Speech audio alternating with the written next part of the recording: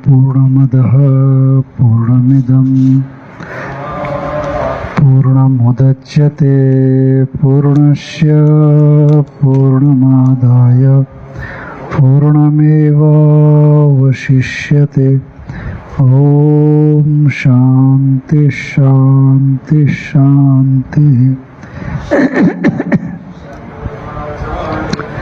केशवं वादरायणं सूत्रभाष्यकृतौ वन्दे भगवन्तौ पुनः पुनः।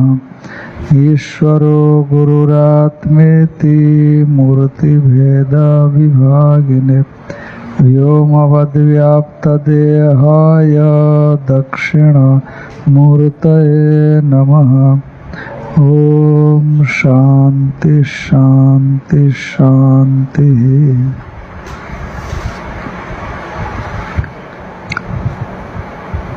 कुछ दिन से हम लोग श्रीमद् भगवद गीता के 18वें अध्याय पर पारंपरिक ढंग से व्याख्यान एवं श्रवण कर रहे हैं। तो भगवान ने कर्ता ज्ञान कर्म, जहाँ पर कर्मों का संग्रह होता है, ऐसा बताया था ना। करण कर्म कर्ता, जहाँ कर्मों का संग्रह होता है, तो उसमें एक कर्म और कर्ता से अतिरिक्त ज्ञान, उसका भेद त्रय, गुणों के भेद से तो निरूपण कर रहे हैं। तो इसमें ज्ञान भेद हम लोगों ने देखा। उसी तरह से कर्म भेद के विषय में चर्चा चल रही है। तो सात्विक कर्म क्या होता है ये भी हम लोगों ने देखा।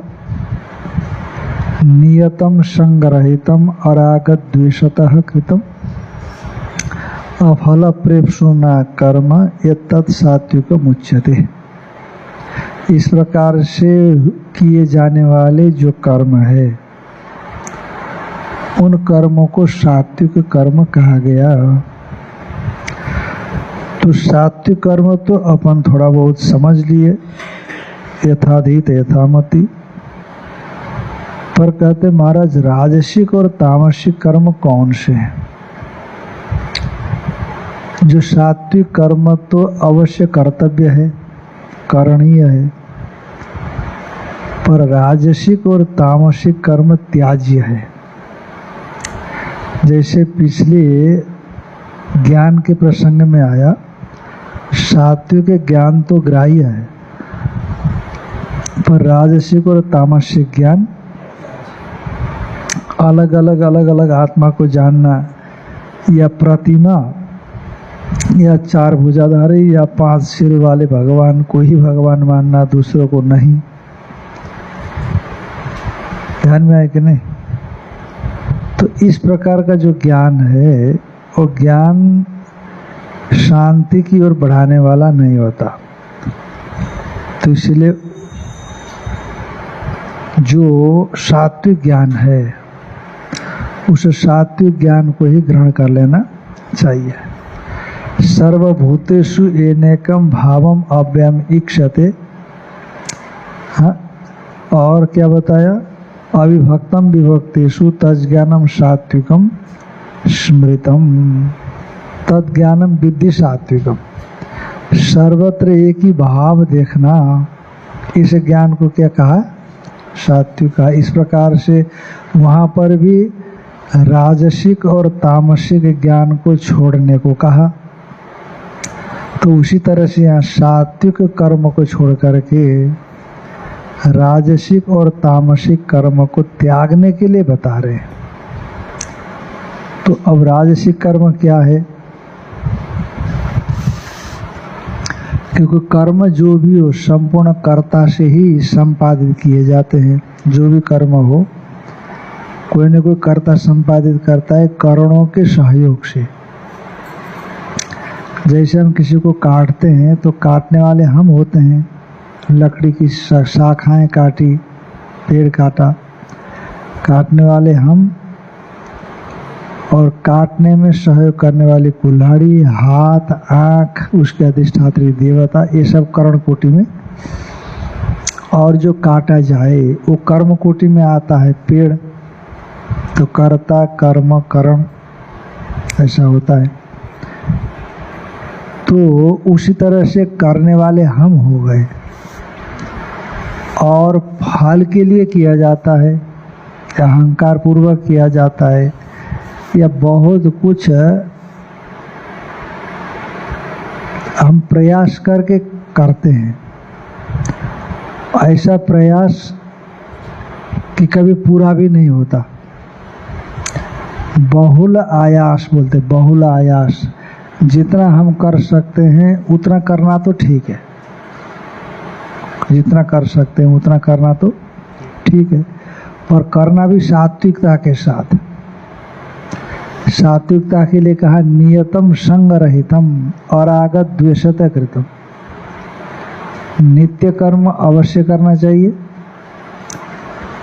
आसक्ति से शून्य होकर के करना चाहिए, और राग द्वेष से रहित होकर के करना चाहिए, और अफल प्रेप्सु, फल की अपेक्षा न रखते हुए। आगे प्रभु की मर्जी है, जो होगा होगा।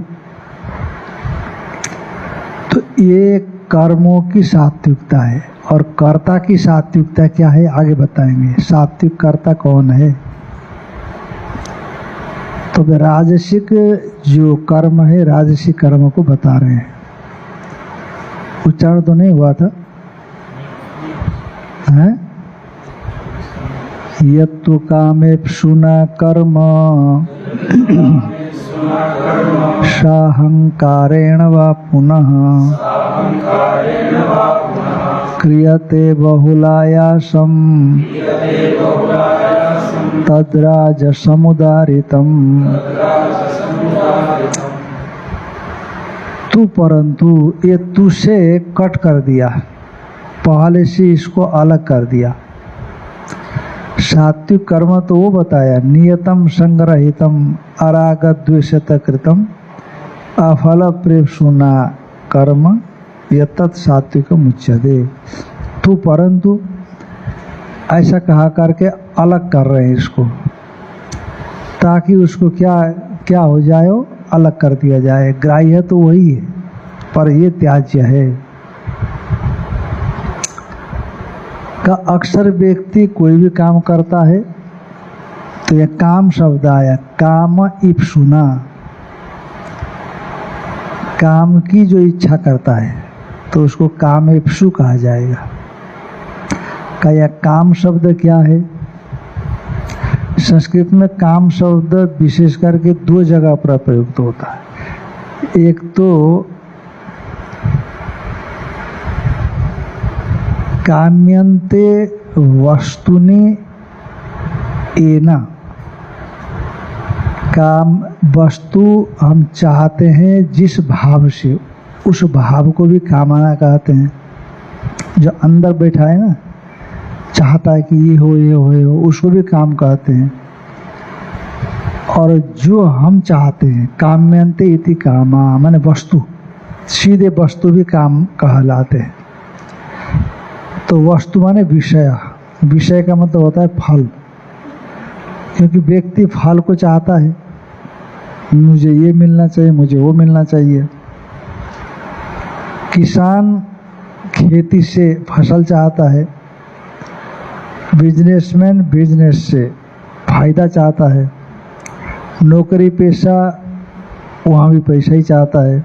अंततः व्यक्ति हर दृष्टि से फल चाहता है, तो इसीलिए फलेप्सु हो जाता है। वो जो फल चाहने वाला होता है वो फलेप्सु कहलाता है। पर पाले वाले के विषय में कह दिया कि वो फलेप्सु नहीं है, अफल प्रेप्सु है। फल प्रेप्सु का अभाव है उसमें। पर उससे ठीक विपरीत ये है, कामेप्सु है। काम माने फल, वहाँ जी फल शब्द कहा और यहाँ उसी शब्द के लिए काम शब्द आया। तो कामेप्सु माने फल चाहने वाला। व्यक्ति जो कर्म करता है, फल जैसे ही आपने चाहा वो कर्म राजसिक हो गया। जैसे आपने फल चाहा वो कर्म क्या हो गया? फल चाह करके किया जाने वाला कर्म राजसिक हो गया। जैसे हमारे शास्त्रों में आता है कि ज्योतिष्टोम कर्म करोगे, वैदिक कर्म, ज्योतिष्टोम करोगे तो स्वर्ग मिलेगा मरने के बाद। दर्शपूर्णमास करोगे तो स्वर्ग मिलेगा मरने के बाद। अग्निहोत्र करोगे तो मरने के बाद स्वर्ग मिलेगा। अश्वमेध करोगे तो मरने के बाद हिरण्यगर्भ लोक मिलेगा और भी उत्कृष्ट लोक मिलेगा। चूंकि ये सब बातें वेदों में आई है तो वेदों को अक्षरशः सत्य मानते हैं। वेद मिथ्या नहीं हो सकता। हाँ महाराज वेद ने कहा दिया होगा, मरने के बाद किसने देखा है? ऐसा नहीं है। वेद ने जो कहा वही सत्य है। सर्वोत्कृष्ट संविधान था वेद हमारा। आज का संविधान है कि नहीं? कानून की व्याख्या भी संविधान के आधार पर ही करनी पड़ती है आजकल। कानून बदलते रहते, संविधान को एकदम नहीं बदल सकते। 2/3 बहुमत कुछ होनी चाहिए। कानून तो बहुमत से बदल जाता है। तो इससे वेद हमारा बहुत बड़ा संविधान, उसको बदला ही नहीं जा सका आज तक। सबसे बड़ी विडंबना तो ये है, विडंबना कहूँ मतलब विशेषता ये है, धाता यथा पूर्वम अकल्पयत। जैसे सृष्टि के प्रारंभ में वेद था, या इससे सृष्टि से, इस सृष्टि से पहले की सृष्टि में जैसा वेद था, वैसा ही वेद भगवान ने याद करके लोक में दे दिया। जैसे महाभारत है, रामायण, वाल्मीकि रामायण है, और जितने भी स्मृति ग्रंथ है सब लिखे गए हैं।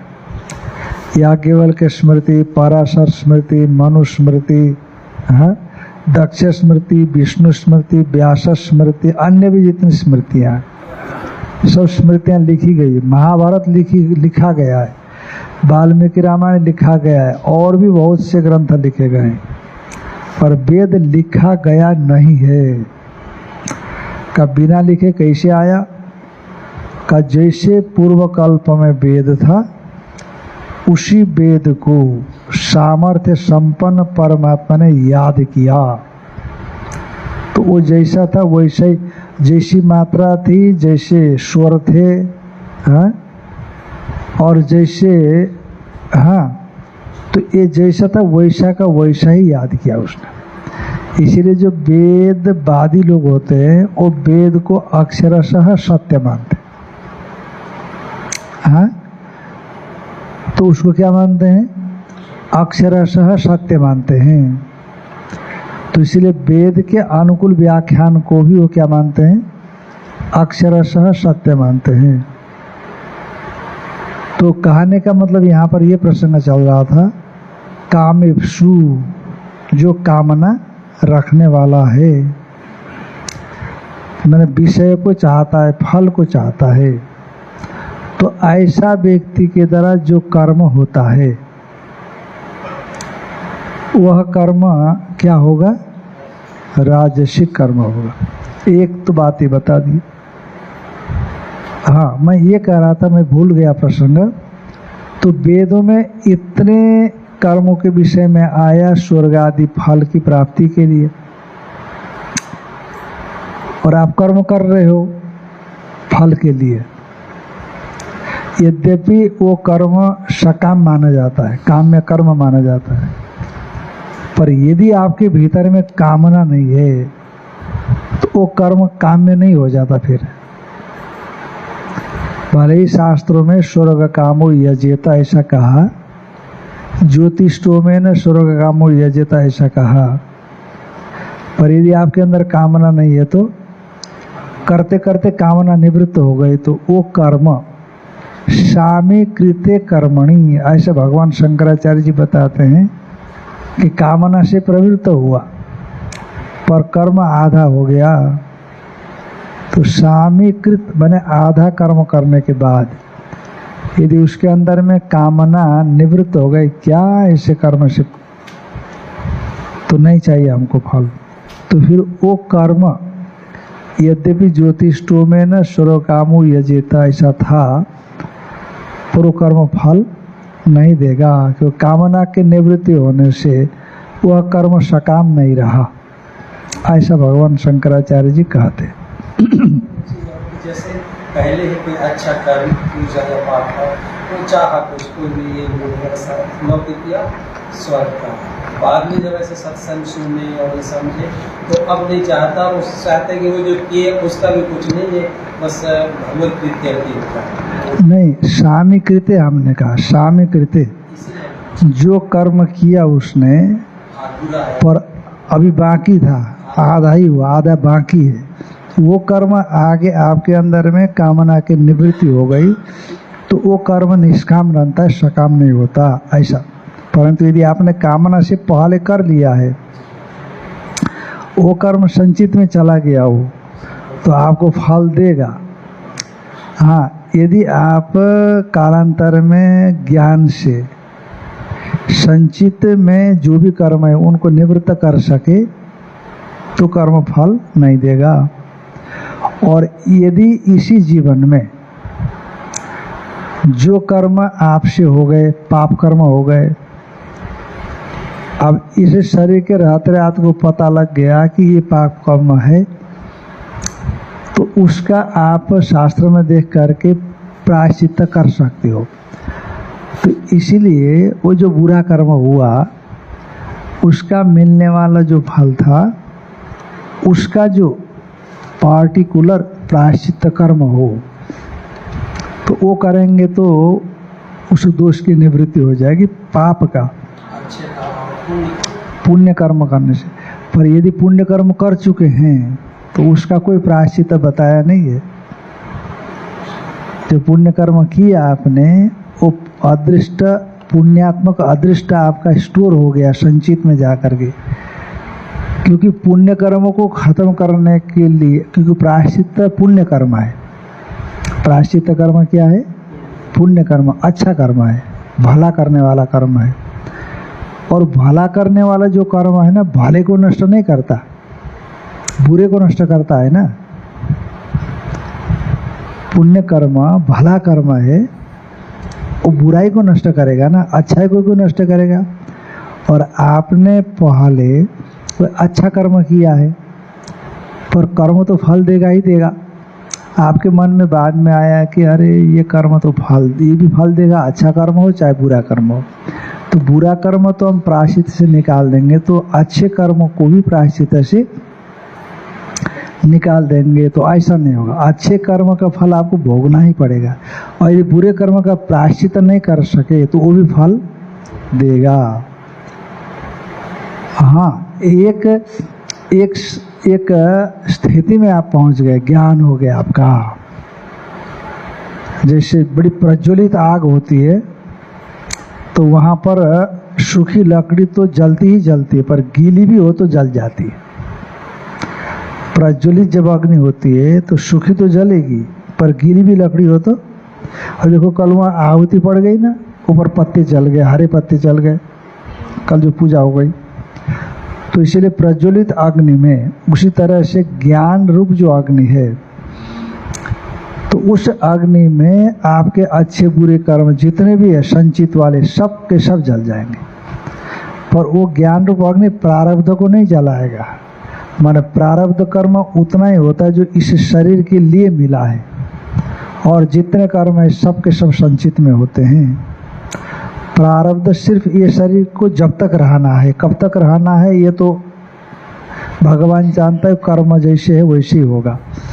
वो कर्मों को छोड़ करके जो भी संचित में हमारे मन में बसे हुए कर्म है, तो वो कर्म चाहे पुण्यात्मक हो चाहे पापात्मक कर्म हो, वो कर्म ज्ञान से, पर वो ज्ञान होना इतना आसान थोड़ी है।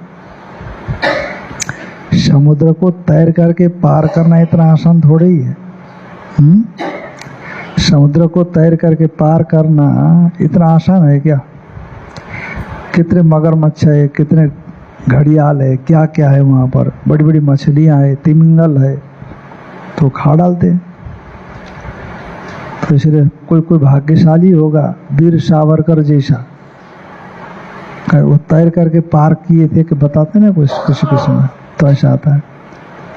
तो इसीलिए ये कर्म अवश्य फल देते हैं। तो वही हम लोगों के जीवन के साथ चल ही रहा है। अच्छे बुरे देखो, बुरे कर्म का फल है दुख, अच्छे कर्म का फल है सुख, और ये दोनों हमारे जीवन में दिखाई पड़ते हैं। तो पहले जन्म में भी ऐसे ही रहा है, अच्छे बुरे होते रहे तो यहाँ हो रहे, और यहाँ भी उसी के हिसाब से अच्छे बुरे हो रहे हैं, तो आगे भी ऐसे रहेगा। तो ये जो कर्मों की श्रृंखला है, तो इस श्रृंखला से पार होने का एक ही उपाय है कि आप सात्विक कर्म करो, सात्विक कर्ता बन करके, तब जा कर के इन कर्मों से छुटकारा समय पा करके मिल सकता है। तो इसीलिए इस पर जोर लगा रहे भगवान। यत्तु कामेव सुना, फलेच्छुक होकर के जो कर्म करने वाला है, और साहंकारिणा, अहंकार पूर्वक कर्म करता है। अहंकार का मतलब अज्ञानी है कि नहीं। अहंकारी तो वही होता है ना जिसको अज्ञान है। का भाई सात्विक कर्म जो होता है, वो सात्विक कर्म करने वाले जो व्यक्ति है, वह धीरे धीरे अंतःकरण शुद्धि के माध्यम से परमात्मा को प्राप्त करता है।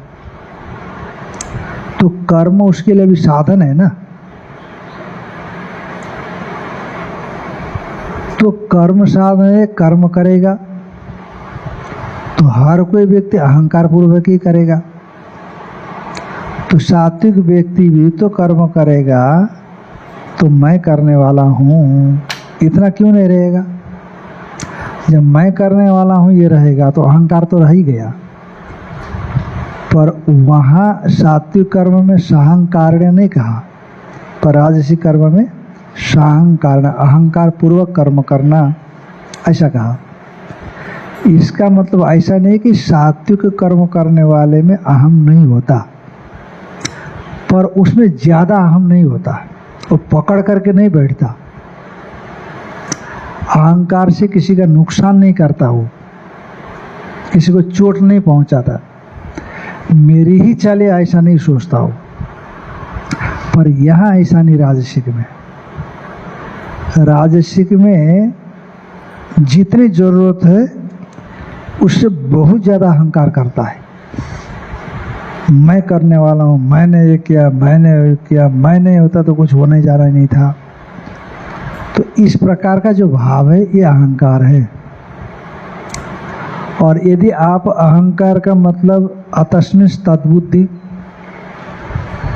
जो जैसा नहीं है उसमें उस प्रकार का अध्यास को लेते, तो अध्यास से तो सभी व्यवहार होते हैं, भ्रम से तो सभी व्यवहार है। इसीलिए सात्विक व्यक्ति का जो व्यवहार है वो भी भ्रम से ही हो रहा है, अध्यास में ही हो रहा है। इसीलिए राजसिक का भी और तामसिक का भी व्यवहार भ्रम अध्यास से ही हो रहा है। तो इसलिए परमार्थ स्वरूप में यदि स्थित हो जाता है सात्विक, तो व्यवहार ही नहीं होगा। पर इतना ही मतलब है कि कर्म करते समय सात्विक व्यक्ति कुछ बोलता ही नहीं है, बस शास्त्र की आज्ञा थी, ईश्वर की आज्ञा है, ईश्वर ने संपादन किया, क्योंकि वो जानता है अधिष्ठानम तथा कर्ता करणम च पृथक विदम विविधांश पृथक से सदैवम चैवात्र पंचमम। ये पांच मिल करके शरीर वांग मनोभिर्यत कर्म प्रारभते नर न्यायम व्या विपरीतम पंचेते तस्य तव। तो ये पांच अधिष्ठान माने शरीर, करण माने इंद्रियां, कर्ता माने साहंक मतलब ये सोपाधिक जीव, अहंकारम अधिष्ठानम तथा कर्ता करण माने इंद्रियां, तो और अधिष्ठानम तथा कर्ता करणम च विविधांश च पृथक चेष्टा, प्राण, प्राण की क्रियाएं, और दैव माने प्रारब्ध। ये 5 पर ये 5 मिल करके होते हैं। उसमें शरीर बांग और मन इसमें प्रधान होता है, पर 5 ही रहते हैं। तो सात्विक व्यक्ति ये जानता है कि जो भी हम कर्म करते हैं इनके पीछे 5 रहते हैं। करता मैं भी रहता हूँ, पर ओषोपाधिक होने की वजह से वस्तु तो मैं करने वाला नहीं हूँ, ये भाव अंदर से रखता है वो।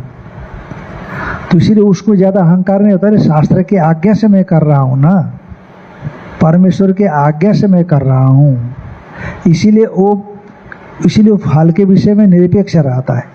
आगे बताएंगे, सिद्ध सिद्ध्यो समो भूत्वा, हाँ, कर्ता सात्विक उच्यते।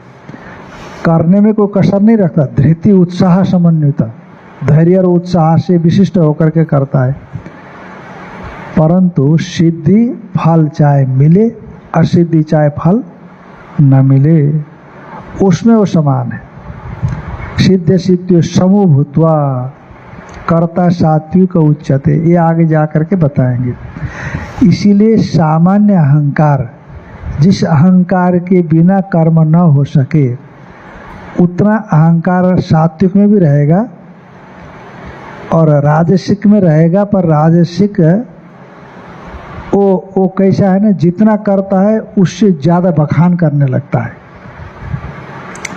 किसी किसी का आपने समाज में देखा होगा, अब जैसे भी कहीं कुछ करके आते हैं तो बखानना शुरू कर देते, हमने ये किया, हमने वो किया।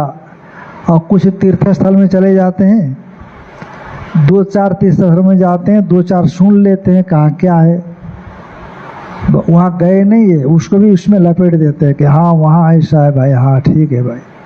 और जब कोई जा कर के छानबीन करके पूछेगा, और जब अंतिम में जा कर के उनका गला ही दबोचा जाएगा कि बताओ वहाँ क्या क्या था, तुम गए तो नहीं हो, अरे भाई सुना था इसीलिए बोल दिया। लास्ट में जा कर के बोलेंगे, माने लोगों के सामने अपना धाक जमाना। जिसको व्यवहार में घमंडी बोलते हैं ना, घमंडी, ये व्यक्ति घमंडी है। तो ऐसा, तो इसीलिए कामेव सुना कर्म साहंकारेण वा पुनः, क्योंकि ये जो होता ना व्यक्ति, ये व्यर्थ का अहंकार नहीं करता, वो शास्त्र की आज्ञा मान करके करता है। और ये कामेप्सु, ये मुझे फल चाहिए, इसलिए फल से प्रेरित होता है। हम किस लिए प्रेरित होते हैं? फल से प्रेरित होते हैं। शास्त्र का आदेश है इसीलिए प्रेरित नहीं होते, फल से प्रेरित होते हैं। इसलिए महाराज जी सुनाया करते थे, गुरु नानक देव जी के 2 शिष्य थे, तो दोनों शिष्यों को उन्होंने कहा कि चबूतरा बनाओ पेड़ के नीचे। तो दिन भर जा कर के बनाते थे, फिर शाम को जब सत्संग होता, संगत लेकर के बाहर निकालते तो गिरा देते थे, गिरा दो इसको। फिर दूसरे दिन सुबह ही वो दोनों ब्रह्मचारी आते, पूछते कि सच्चे पातशाह क्या सेवा है, का चबूतरा बनाओ। फिर शाम को सत्संग करके निकल जाते, संगत को बोल देते कि इसको गिरा दो। ऐसा कई दिन तक चलता रहा, और दोनों अधिकारी व्यक्ति थे, इसलिए दोनों ने बहुत दिन तक कुछ चर्चा ही नहीं किया। फिर एक दिन एक के मन में आया, तो उन्होंने कहा कि सच्चे पातशाह, जब गिराना ही तो बनाने के लिए क्यों आदेश देते हैं? कहा तुम छोड़ दो, बोले तुमको करने की जरूरत नहीं। पर दूसरा जो था उसको यही रोज आदेश होता था, रोज तोड़ते थे। अंतिम में गुरु नानक देव जी थक गए। थकने के बाद बोला कि तुम्हारे मन में ऐसा नहीं आता? कहा महाराज क्या क्या आना, ये नहीं तो दूसरा, हमको तो आपका आदेश का पालन करना है, ये नहीं तो दूसरा आप आदेश करेंगे, आपका आदेश इसी में है तो मैं यही कर रहा हूँ। इसलिए शास्त्र आज्ञा है, वहाँ पर परमेश्वर का आज्ञा है, गुरु का आदेश है, ऐसा समझ करके उसका पालन वो करता है। न किसी फल से न किसी कामना से प्रवृत्त होता है। कोई दक्षिणा मिलेगी, भगत जुड़ेंगे, ध्यान में आएगी नहीं और कुछ अच्छा खाने पीने को मिलेगा, चीज़ें मिलेंगी, ये भाव है ही नहीं बिल्कुल ही। महाराज जी हम लोगों को यही बोलते थे कि गुरु से क्यों जुड़ता है, क्या भगत जुड़ते हैं इसीलिए जुड़ता है, दक्षिणा पाने के लिए जुड़ता है, सामान मिलता है इसलिए जुड़ता है, कि गुरु का ज्ञान पाने के लिए जुड़ता है, ऐसा कहा था। तो इस प्रकार का जो व्यक्ति है, जब अहंकार होता तो है सभी में, सात्विक जो कर्म करता है उसमें भी अहंकार रहता है, परंतु अहंकार एक तरह से लोगों को भनक भी नहीं लगती, और कर्म करने के बाद वो प्रतीत भी नहीं कराता कि मैंने किया है। ठीक है, हो गया, शास्त्र की आज्ञा है। और दूसरी बात क्या होता है राजसिक में, वो हमने कहा राजसिक में जरा दिखाता है, और क्रियाते वो अच्छा और घुमा घुमा करके पता लगाता है। जैसे कहते हैं एक से दिया दूसरे को पता भी नहीं लगना चाहिए, बोलते हैं ना पुराने लोग, पर और नए में ये बात नहीं होती है। नए में लगता है नहीं पता लगने भी चाहिए थोड़ा सा। और क्रियते बहुलायासम, और बहुत परिश्रम करता है। बहुलायासम माने महान आयास से कर्म का निर्वर्तन करता है, महान आयास करता है, प्रयास ज़्यादा करता है, आरंभ बहुत बड़ा कर लेता है और उसको पूरा करने का प्रयास भी कर लेता है। तो इस प्रकार के जो कर्म है फल की इच्छा से किए जाएं और अहंकार पूर्वक किए जाएं और बहुल आयास से किए जाएं, तो इस प्रकार के जो कर्म होते हैं उनको राजसिक कर्म कहा जाता है। और तामसिक कर्म किसको कहते हैं? का अनुबंधम क्षयम हिंसाम अनपेक्ष च पौरुषम मोहादारभ्यते कर्म यत्तत्तामसमुच्यते। तो ये जो सात्विक था, सात्विक व्यक्ति तो शास्त्राज्ञा का पालन करते हुए करता था। राजसिक व्यक्ति फल को पाने के लिए करता था, और विवेक होता है उसमें, तो वो विवेक होता है, विचार भी करता है वो, पर फल चाहता है वो। आजकल ज़्यादातर ऐसे लोग मिलेंगे, कैसे करना है, क्या करना है, ये करेंगे तो ऐसा फल मिलेगा, ऐसे लोग मिलते हैं। और ये भी लोग मिलते हैं कि मोहाद आरभ्यते कर्म, अविवेक पूर्वक कर्म का आरंभ तो कर देंगे, परंतु ये नहीं देखते हैं कि पूरा होगा या नहीं होगा, मेरे में वो पूरा करने की सामर्थ्य है कि नहीं है, मेरे पास उसके अनुसार धन संपत्ति है कि नहीं है। और सबको बुला दिया कि आओ भोजन करने के लिए, रसोई का पता ही नहीं है। और घरवाली ने अंदर जाकर के कहा, जाने के बाद कहा कि इतने लोगों को तुमने बुलाया है, कहाँ है भोजन इतना जो कराया जा सके। हाँ अच्छा तो है, पर बिना नासमझी से ही बुला दिया सब लोगों को। इसीलिए अक्सर करके तमोगुणी का भाव रहता है कि तामसिक कर्म में क्या होता है, मोह से आरंभ किया जाता है। न तो वो अपने सामर्थ्य को देखता है शारीरिक, न बाह्य सामर्थ्य आर्थिक को देखता है, और न उतनी समझ उसकी होती है। तो और हो सकता है कि ऐसे कर्मों में बहुतों को कष्ट भी मिल जाए, पर ये भी ध्यान रहे ना, होना चाहिए बस अपना काम किसी तरह से। चाहे तो तुम कहीं भी परेशान हो, कुछ भी हो जाओ, पर हमारा काम होना चाहिए। हमको बिल्डिंग बनानी है, बस बहुमंजिला इमारत बनानी है, उसमें से कितने लोगों को उखाड़ना पड़े कोई बात नहीं है, झुग्गी झोपड़ी वालों को हटाना पड़े कोई बात नहीं। तो ये मोहपूर्वक आरंभ कर देता है, अविवेक पूर्वक आरंभ कर देता है। तो इस प्रकार का जो कर्म है उस कर्म को तामसिक कहा। का उसमें क्या होता है, अनुबंधम। अनुबंध का मतलब कोई भी कर्म करते हैं हम तो उसके पीछे एक तरीका होता है, प्लानिंग होती है। तरीका माने एक प्लानिंग होती है, वो प्लानिंग पूर्वक जब कर्म करते हैं आप तो उसके आगे फल मिलता है। से प्लानिंग पूर्वक हम आज गए थे चंद्रिका देवी दर्शन करने के लिए, तो वहाँ के ट्रस्टी लोग आए, फिर अंदर ले जाकर के दर्शन कराया। हालांकि भीड़ बिल्कुल ही नहीं थी, पर हमको फल मिल गया कि मंदिर के गर्भगृह में जाकर के भगवती के दर्शन किए। माने पश्चात भावी फल, बंध का मतलब एक तरह का फल समझना। अनु माने पश्चात, माने विधि पूर्वक जो तरीके होते पूरा करने के लिए, फल प्राप्ति के लिए, उन विधियों का अनुसरण करने के बाद पश्चात भावी पदार्थ फल, तो उस फल को कहते अनुबंध। पर वो जो तामसिक लोग होते हैं उस अनुबंध को विचार ही नहीं करते, क्योंकि अनुबंधम क्षयम हिंसाम अनपेक्ष च पौरुषम, अनपेक्ष च पौरुषम। अनपेक्ष जो है ना, अनपेक्ष शब्द के साथ ये सब जुड़ जाते हैं। पौरुषम अनपेक्ष, हिंसाम अनपेक्ष, क्षयम अनपेक्ष, अनुबंधम अनपेक्ष, यत् कर्म आरभ्यते तत् कर्म तामसम उच्यते।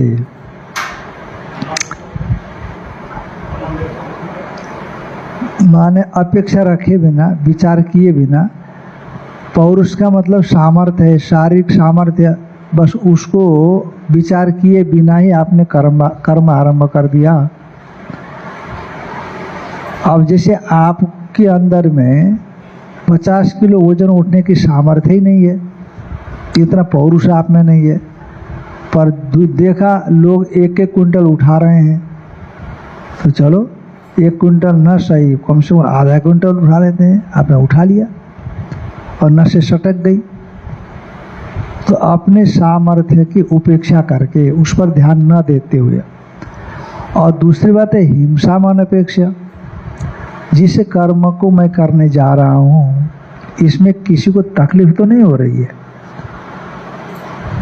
तो उससे कोई लेना देना नहीं उनको। मैं जो कर्म करने जा रहा हूँ चाहे किसी को तकलीफ हो ना हो, मुझे कोई मतलब नहीं, मेरा काम होना चाहिए।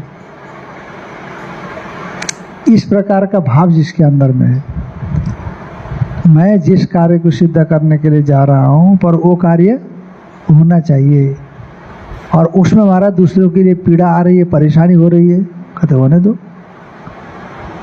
तो यदि हिंसा को ध्यान में रखते हुए कि लोगों को परेशानी हो रही है, नहीं करते हैं तो ठीक है, पर दूसरों को परेशानी हो रही है ये जानते हुए भी आप कर रहे हो।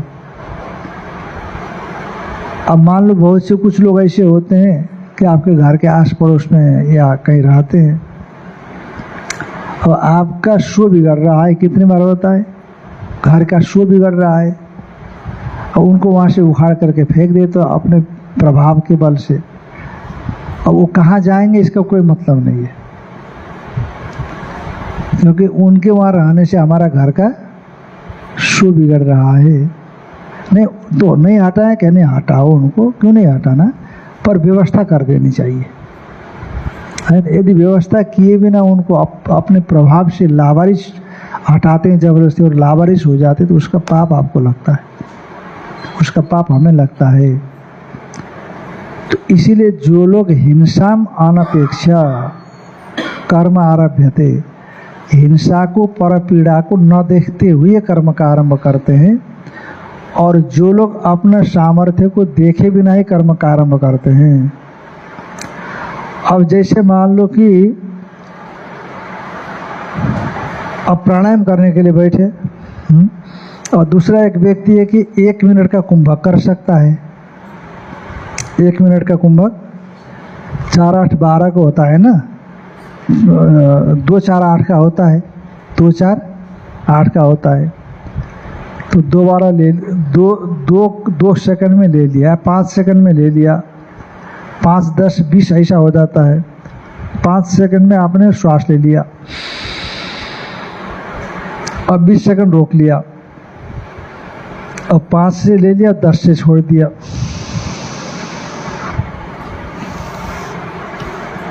अब उसी तरह से कोई व्यक्ति 1 मिनट का प्राणायाम कर सकता है, रोक सकता है। तो चर्चा चली, भाई साहब आपका कितना रुकता है, कहते हैं 1 मिनट। अरे मेरा तो कुछ नहीं रुकता है, आधे मिनट में नहीं रुकता, 15 मिनट में नहीं रुकता, 20 सेकंड में नहीं रुकता, हाँ 30 सेकंड में नहीं रुकता। चलो हम भी प्रयास करते हैं, और प्रयास करने लग गया और कहीं नस में वायु घुस गई, नस में कहीं वायु घुस गई, चस्का मारने लग गया।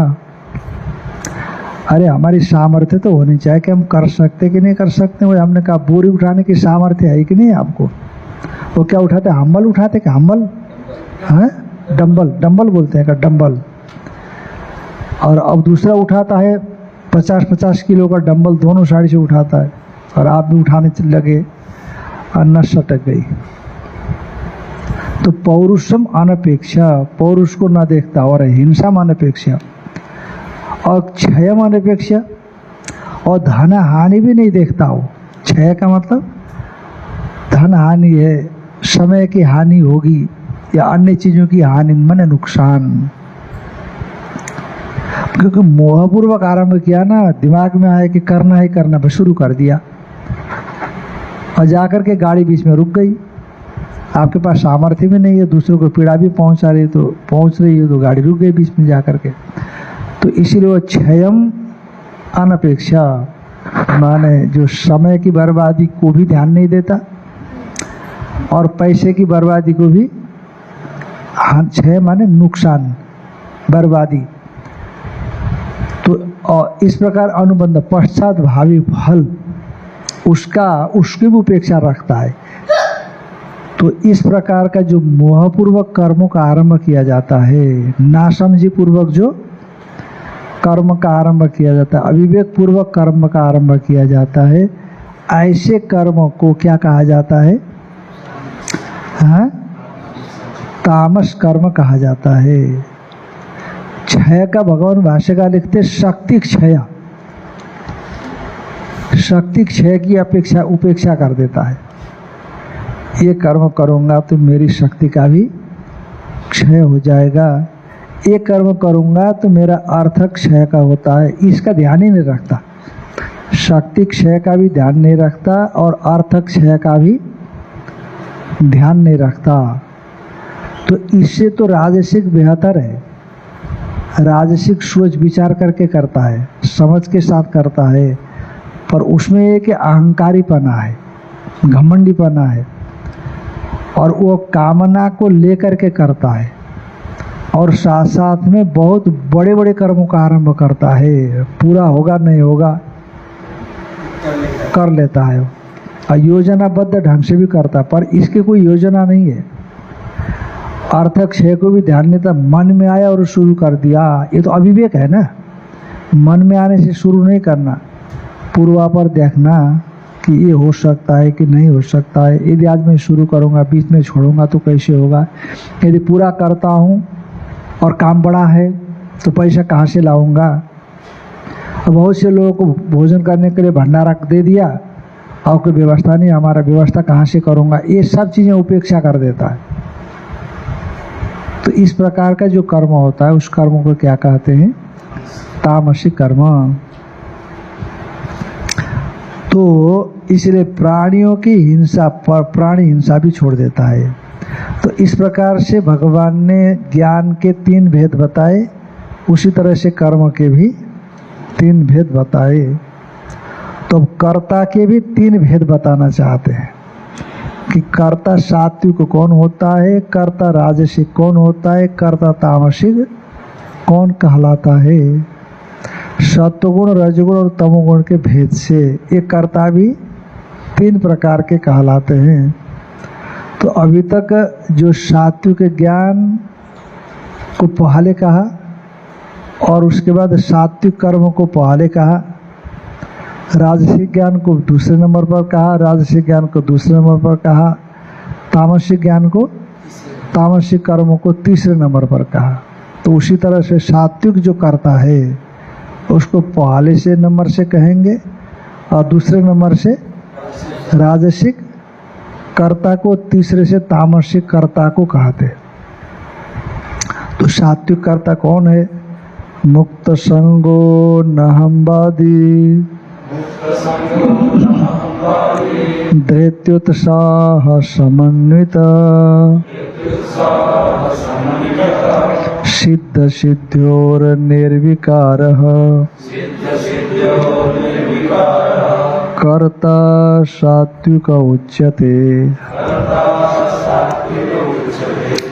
बड़ा ही अच्छा है, कर्ता के भेद बताते हैं कि ये मुक्त संग रहता है। एक विशेषण सात्विक कर्ता में दिया, विशेषता दी का, एक तो मुक्त संग रहता है, दूसरा अनाहंवादी होता है वो, तीसरा धृति और उत्साह से लवरेज रहता है वो, धैर्य और उत्साह से दिन दूनी रात चौगुनी उत्साह बढ़ती है उसको,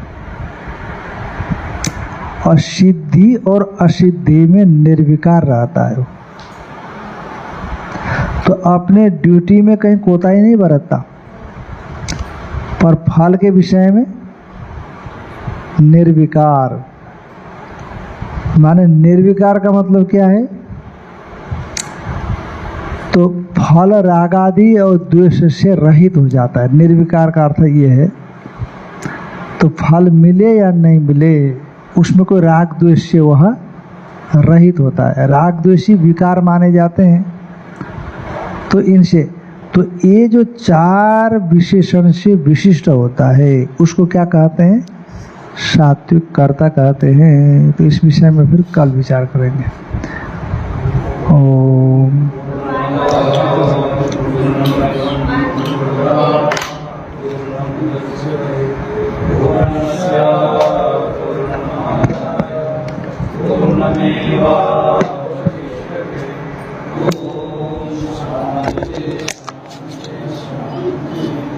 शंकरं शंकराचार्यं केशवं बादरायणं शुद्धवाचयो वन्दे भगवतो ईश्वरो गुरुरात्मेति मूर्तिभेदविभागि व्योमवद्व्याप्तदेहाय दक्षिणामूर्तये। ओम शांति शांति।